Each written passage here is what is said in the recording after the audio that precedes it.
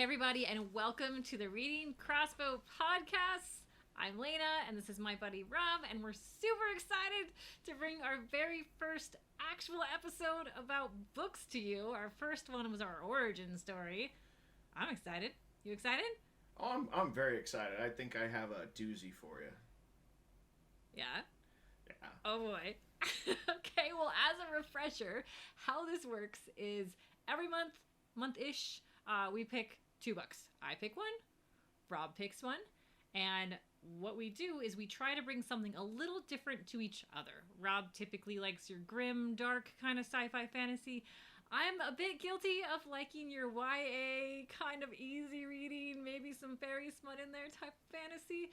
So this is a way for each of us to experience something a little bit different, and maybe you will too. You know, for both us and for yourselves, this might be a way for you to expand your own reading interests. You know, I certainly have not enjoyed quite a few of the books that you have, and I'm very confident you have not enjoyed many of the ones I like. Yeah, I probably haven't, but still excited to bring you my book, which is our first up to talk about.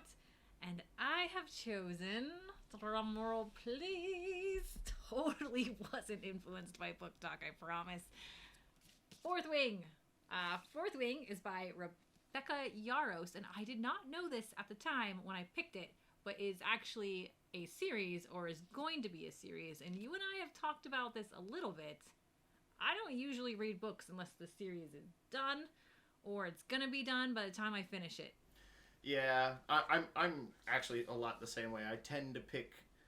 I personally try to read books where the series is at least already complete or at a good stopping points, like a trilogy is done, because I've been burned by authors that are unable to complete their series, and I try to avoid that. Does that rhyme with Smartin at all, or? Or Rothfuss. Oh, this is great. Well, we do know that the second book is well on its way to being out. It's actually going to be published on November 7th, and this is I want to say, yes, New York Times bestseller, Amazon bestseller, multiple bestsellers list. This book was selling out everywhere. It's one of those books that when you walk into Barnes & Noble, which is where I purchased it, you see it on the big center shelf, like a huge pile of books. They're featuring this book. So that's how popular this book is. The cover is very attractive. Gold, shiny. Those of you who watch my origin story know I super love collecting really nice books, hardback books, and I love a good, beautiful book. And the cover of this one is particularly attractive, Rob, because it says, "Fly or die." Well, that's at least a promising start. Yeah, right? So, that's got to be interesting. There's some grim dark for you. It says die on the cover. Yeah. All right. So, let's get into a bit to why I chose this book for Rob. And one of the main reasons I chose it is I have a friend that I follow. She used to work with me back at Blizzard, in my Blizzard days. And she has a very interesting Twitter page where she posts books that she reads. And she probably reads like 15 or 20 books a month. This girl reads so many, and this was one of her best books she's read in a long time. You have to read this book, and I bought it right then and there. I got up, I was gonna go to the store anyway, so I was like, I'm gonna go buy that book, and I'm always gonna buy books. So I ran out and I picked it up. So I picked it up just because my friend said so, essentially. All right, so after getting the book, I looked a bit more into it, and I found out something, Rob, that you cannot make fun of me about now. I'm not sure if you know this. Okay. It's not YA. Are you proud of me? Oh, I am proud. Yeah? Do you know what it is? YB? Okay. You got me. That's super good. So YA stands for young adult. And this is what's called new adult, which makes me feel super young and fabulous, by the way. And are my books old adult?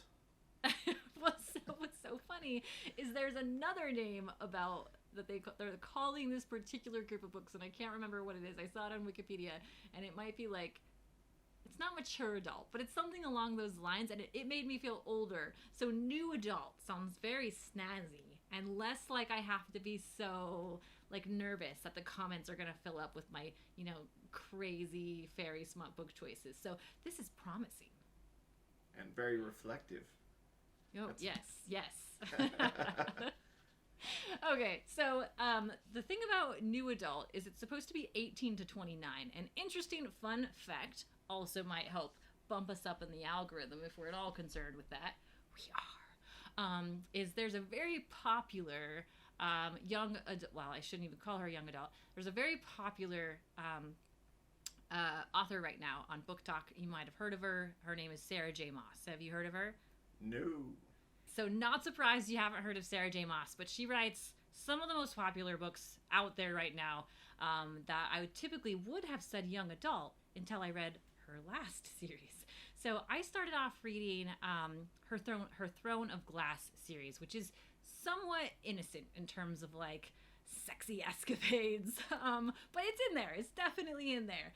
And I think it was like a great kind of like adventure into, if you're used to reading young adult, like stuff like City of Ashes, like the Mortal Instruments series, they don't really have a lot of sex in them, and if they do, it's done in a way that is like almost like educating young adults, right? They're usually waiting till they're 18, or it's done in this moment that's like, yeah, those characters are ready for it. I wouldn't expect explicit sex scenes in a YA book. Well, that's the interesting part of where I'm going with this. So Sarah J. Maas, I read the Throne of Glass series, and I was like, this is on the edge of YA. I actually know a local author here. We're actually going to get to one of her books in the future. But I know a local author I was having coffee with, and I was like, would you call this YA?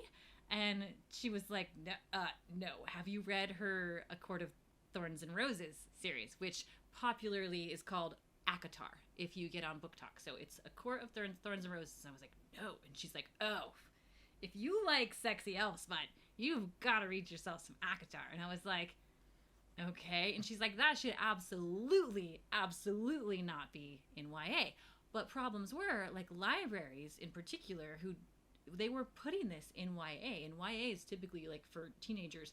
But A Court of Thorns and Roses gets very much into super explicit sex. Like, it is basically like pornography in a book. And as I'm reading it, I'm like embarrassed. Like, my husband's gonna walk in, or maybe I want my husband to walk in. I don't know.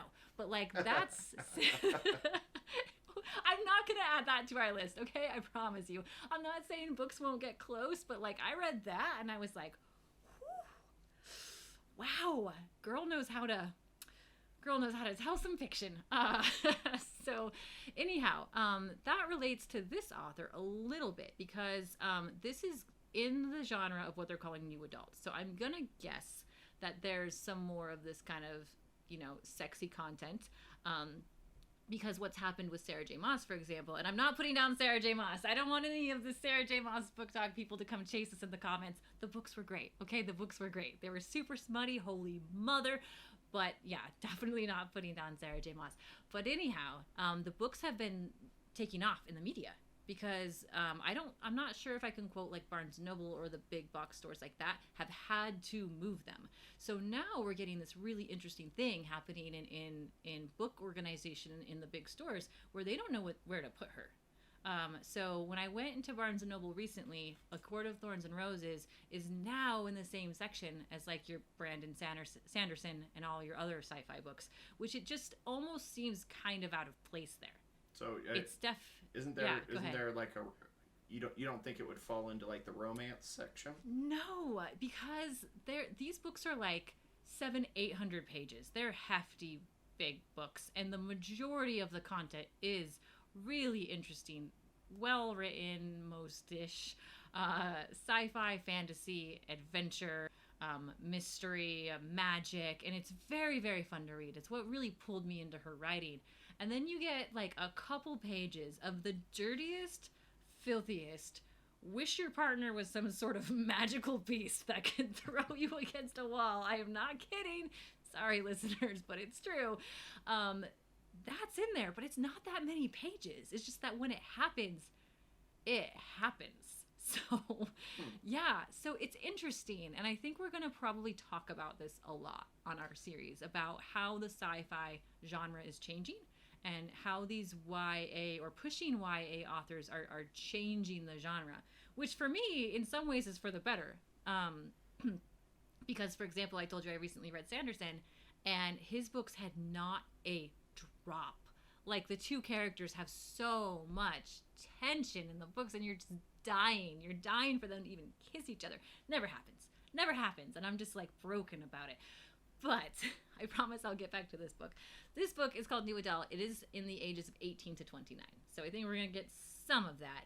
And this book has been described as sexy, dark academia aesthetic. Darkest academia? Yeah, dark academia. Sexy, dark academia. Well, that'll be funny when we get to my choice. Yeah? Okay. Well, if yours isn't bringing the sexy, apparently mine is. So, excited about that. The sequel releases for this book, Fourth Wing, I said it earlier, November 7th, it's going to be called Iron Flame. So there's 4 books in this series. I have no idea how fast she's writing them. I do know that this one came out in May, but I don't know when she started writing it. So no idea. We'll let the readers know, our listeners know, if we're actually going to read the second book or not. I guess it just depends on if you like this one. But it does kind of time well with our next episode. So we'll see. But this is a good time in the show while I can see Rob's a bit like processing all of this like fairy sexy stuff. We're going to show you some examples of Fourth Wing on Book Talk.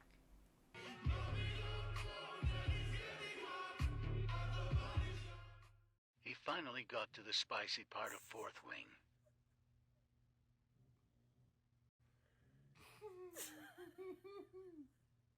She's a good girl on the outside, but a bad girl when the mood's right. In the moonlight, she becomes this naughty little thing.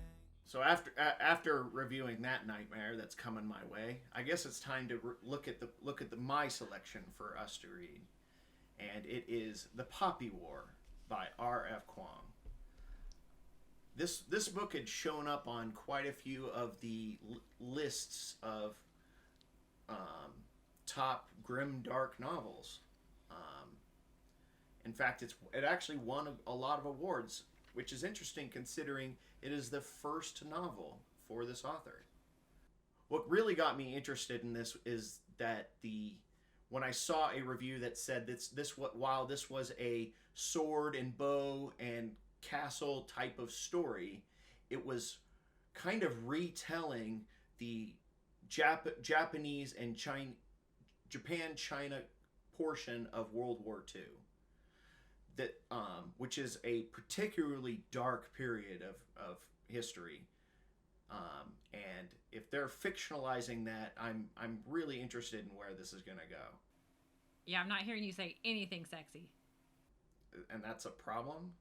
Well, I guess we're going to have to balance that. We don't even know if mine is that bad, okay? I went on a tangent earlier with some Sarah J. Maas, but it might not be. So yeah, I guess maybe we do need to get some clanking of some swords and whatever they're doing here. Daggers.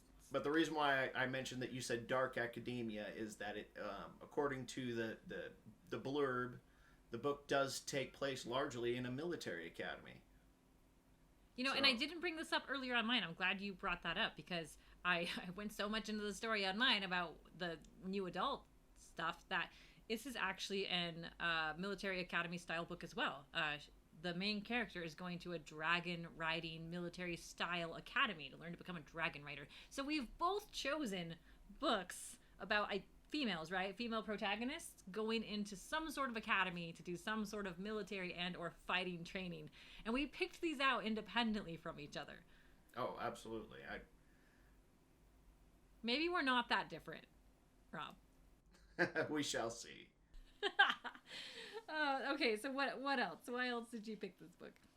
Part of what actually interested me in this book specifically is that I had recently finished a Chinese translated science fiction book called The Three Body Problem.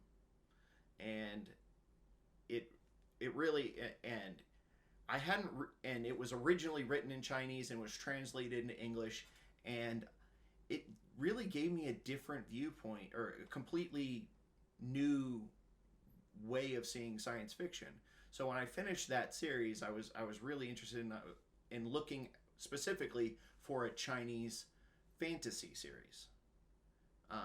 And so and since I had seen this Poppy War on these top 10 lists of grimdark series you should be reading, that really helped make the choice it was now time to dive into that series. All right, so we have our books, but which one should we read first? Well, I guess since you said the sequel for your book's coming out in November, how about we just do the Poppy Wars first, and then we'll do the Fourth Wing right around the time your sequel's coming out.